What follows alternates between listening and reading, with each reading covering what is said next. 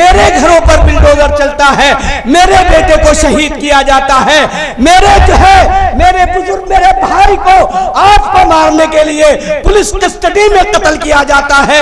कानून देखता है, संविधान देखता है, तमाम जो है देश का जो है संविधान छिन्न भिन्न हो जाता है, जो है देश के संविधान का उल्लंघन किया जाता है, पुलिस कस्टडी में मारा जाता है, हथकड़ी एक हथकड़ी में दो लोगों को मारा जाता है। ये वजह क्या है? ये वजह यह है कि आप सियासी ताकतवर नहीं है।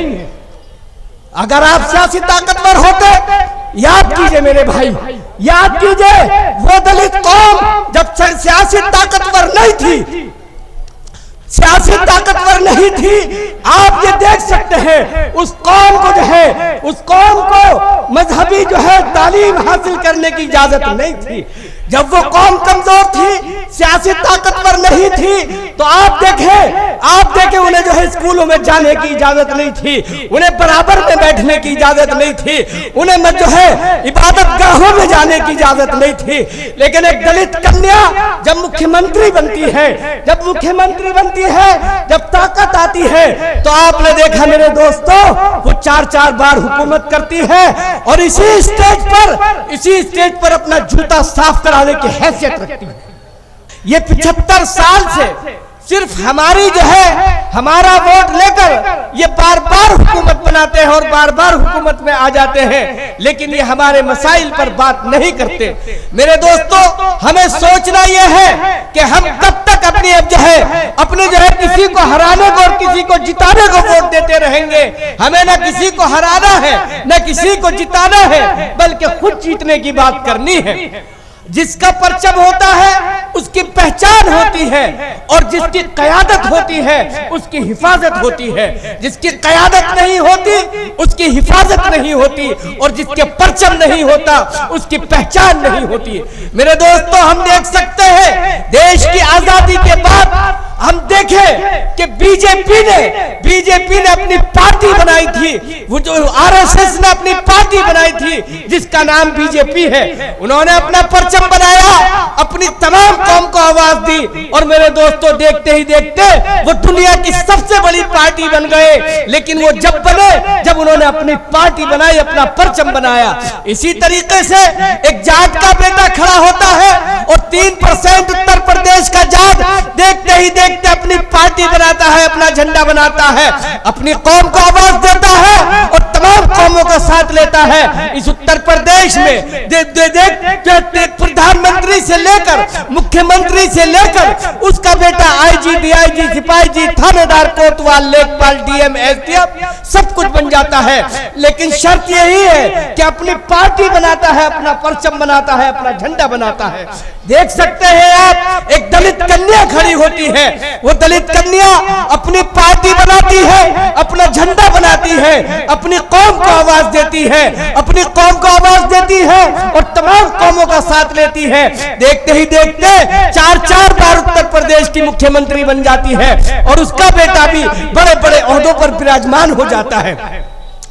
आप देखें, एक यादव का बेटा जो दूध और दही बेचा करते थे, जो घास और जो है भैंस और गाय चराया करते थे, लेकिन अपनी पार्टी जब बनाते हैं, अपना झंडा बनाता है, अपनी कौम को आवाज देता है, और देखते ही देखते मुलायम सिंह यादव से लेकर उसका बिटवा अखिलेश यादव तक मुख्यमंत्री बन जाते हैं और बड़े बड़े ओहदों पर विराजमान हो जाते हैं। ऐ मेरे भाई, आप कब तक सोचेंगे? आपको सोचना चाहिए, समझना चाहिए। आपको कौम है जिसे अल्लाह ने, जिसे आपके रसूल ने एक झंडा बनाकर दिया था, एक अलम बनाकर दिया था, और शर्त जो है हुक्म दिया था, इस झंडे को मत गिरने देना।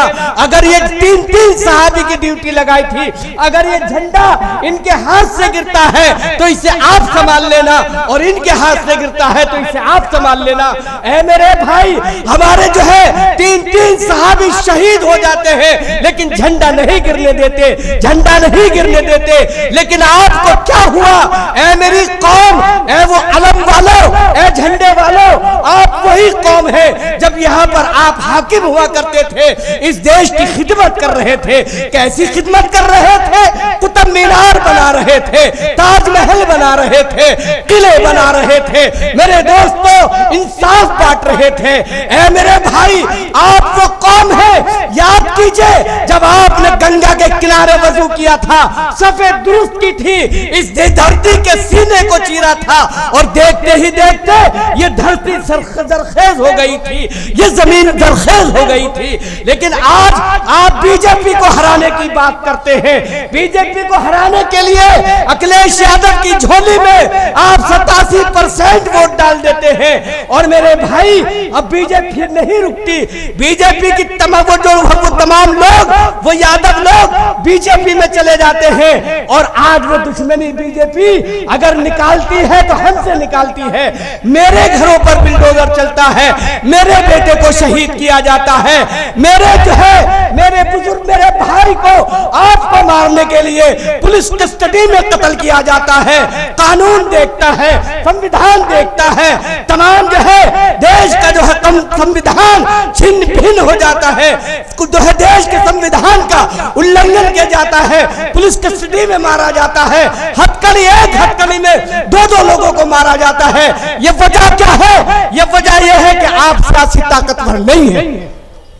अगर आप सियासी ताकतवर होते, याद कीजिए मेरे भाई, याद कीजिए वो दलित कौम जब सियासी ताकतवर नहीं थी, सियासी ताकतवर नहीं थी, आप ये देख सकते हैं उस कौम को उस कौम को मजहबी तालीम हासिल करने की इजाजत नहीं थी।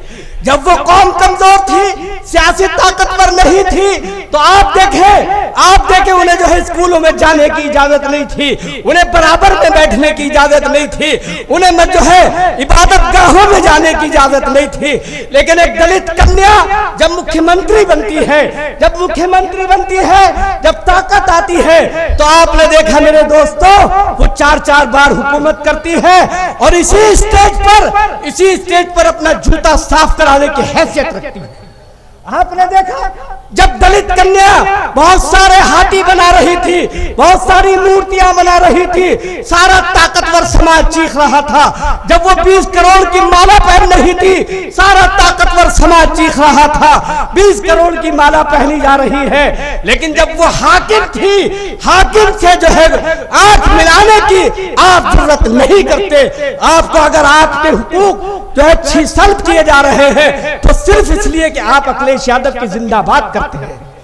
ऐ मेरे भाई, अपनी क़यादत और अपनी हिफाजत के लिए काम कीजिए, आज साझेदारी के लिए काम कीजिए। आप याद कीजिए मेरे आका मदनी सल्लल्लाहु अलैहि वसल्लम के उस अमल को, जब मीसाक़े मदीना को याद कर लो। मीसाक़े मदीना किसे कहते हैं? मीसाक़े मदीना वो है जब मेरे आका ने आज हुकूमत कायम की थी, स्टेट कायम किया था, और वहां पर पहला गठबंधन की वो हुकूमत हुआ करती थी।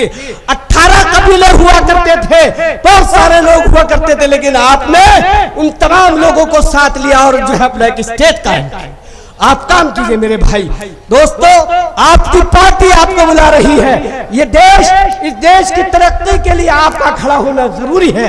ये देश जब तरक्की करेगा जब आप सियासत में हिस्सेदार हो जाएंगे, हुकूमत में हिस्सेदार हो जाएंगे। ये जमहूरी मुल्क है। जमहूरी मुल्क जब तक जमहूरियत पूरी मुकम्मल नहीं होती, लोकतंत्र जब तक मुकम्मल नहीं होता, जब तक चाहे यहाँ का यादव हो, जाटव हो, दलित हो, अगड़ा हो, पिछड़ा हो, मुसलमान हो, सबको हुकूमत करने का बराबर का हक होता है। और तब आप बराबरी पे आते हैं जब आप भी हुकूमत में हिस्सेदार हो जाते हैं। असदुद्दीन ओवैसी आज खाली मुसलमान की बात नहीं करते, वो तमाम कौमों की बात करते हैं, वो दलित की बात करते हैं, वो अगड़ों की बात करते हैं, वो आदिवासी की बात करते हैं, वो पिछड़ों की बात करते हैं, वो अति दलित और अति पिछड़ों की बात करते हैं। लेकिन उन पर इल्जाम लगाया जाता है। मेरे कुछ लोग मेरे ही भाई उन पर इल्जाम लगाते हैं ये बीजेपी के एजेंट हैं। ऐ मेरे भाई जरा गौर तो कर ले, जिन्हें आप भी वोट दे रहे हैं, और आप चले जा रहे हैं, वो आपके मसाइल पर क्यों बात नहीं करते? मेरे भाई, आप अपने मसाइल पे बात करने के लिए, इस देश की तरक्की के लिए अपने इसमें जो है शामिल हो जाए, अपनी पार्टी में, अपनी पार्टी के लिए। देखो मेरे भाई, याद रखना, अगर जब आपकी तरक्की करने के लिए क्या शर्तें होती हैं? शर्तें ये होती है कि जब आपका कायद आपको पुकारे, जब आपका कायद आपको पुकारे, आप अपने सर गिना दीजिए, वहां पर इकट्ठे हो जाइए, अपनी क़यादत की आवाज पर इकट्ठे हो जाइए। और जब इलेक्शन का दिन आए, आप ये मत देखिए ये दाढ़ी वाला है, ये टोपी वाला है, ये चोटी वाला है, ये कौन है, बल्कि आप ये देखिए पतंग का निशान कौन सा है। अगर ये देखते हैं तो इंशाअल्लाह आप अपने पतंग के निशान पर इस तरीके से मोहर लगा दीजिए, ऐसे जो है मोहर लगा दीजिए कि आपका लीडर, आपका जो है कैंडिडेट जीत कर संविधान में जो है विधानसभा में पहुंच जाए, जीत कर निकाय चुनाव में पहुंच जाए। मेरे भाई, याद रखना कुंदरकी के लोगों, आज न किसी की हुकूमत बनेगी, न किसी की हुकूमत बिगड़ेगी, न किसी की हुकूमत गिरेगी, बल्कि ये निकाय चुनाव है। यहाँ पर अपने क्षेत्र की, अपने शहर की तरक्की के लिए बात करनी है, अपने शहर की उन्नति और तरक्की के लिए बात करनी है, नौजवानों के जो है रोजगार की बात करनी है, यहाँ के नाले और सड़कों की बात करनी है, अपने शहर की तरक्की के लिए अपने महबूब लीडर मेरे दोस्तों मेहदी हसन को जिताइएगा और इतने वोट दीजिएगा, इतने वोट दीजिएगा कि अपने पतंग के झंडे को, अपने निशान को, अपने इस अलम को कुंदरकी से जिताकर भेजिएगा और यही से इंशाअल्लाह बिस्मिल्लाह कीजिएगा और यही से अपने जो है मेहदी हसन को जिताइएगा। मेरे भाई, याद रखिए, अब ना किसी की हुकूमत बनेगी और ना किसी की हुकूमत गिरेगी। आपके हाथ फैसला है, आपके हाथ फैसला है। आपको न बिरादरियों में बटना है। हम एक कौम है, हम कोई बिरादरी नहीं है, हम एक कौम है, हम हिंदुस्तानी है। हम ना आज अगड़े हैं ना पिछड़े हैं, ना तो हम कमजोर हैं, हम सब बराबर हैं। मेरे दोस्तों, एक कौम बनकर ना हमें बिरादरियों में बटना है, ना हमें इलाकाइयत में बटना है, ना हमें जो है मसलक में बटना है। हमारा मसलक अगर है तो सिर्फ एक है, हम हिंदुस्तानी हैं। अपने भाई को ज्यादा से ज्यादा वोट देकर जिताइए, इलाकाइयत में मत बटिए, मसलक में मत बटिए। जब आप मसलक में बट जाते हैं तो मेरे दोस्तों कमजोर हो जाते हैं, जब इलाकाइयत में बट जाते हैं तो कमजोर हो जाते हैं। अपने भाई मेहदी हसन को जिताइए, पतंग के निशान को याद रखिए, पतंग के निशान पर आपको ऐसे मोहर लगानी है, न हमें उस दिन लड़ना है ना झगड़ना है, शांति और सुकून के साथ में बस अपना वोट करना है और अपनी माँ बहनों को जो है वोट के लिए निकालना है। ये अमल हमें करना है तो इंशाअल्लाह हमारा लीडर, हमारा ये जो है क्या नाम है चेयरमैन के लिए जो लड़ रहा है, ये जीत कर साफ जाएगा। मेहदी हसन की पत्नी को जिताइएगा। मैं इसी पर अपनी बात को खत्म करूंगा। वमा अलैना इल्लल बलाग। खुदा हाफ़िज़।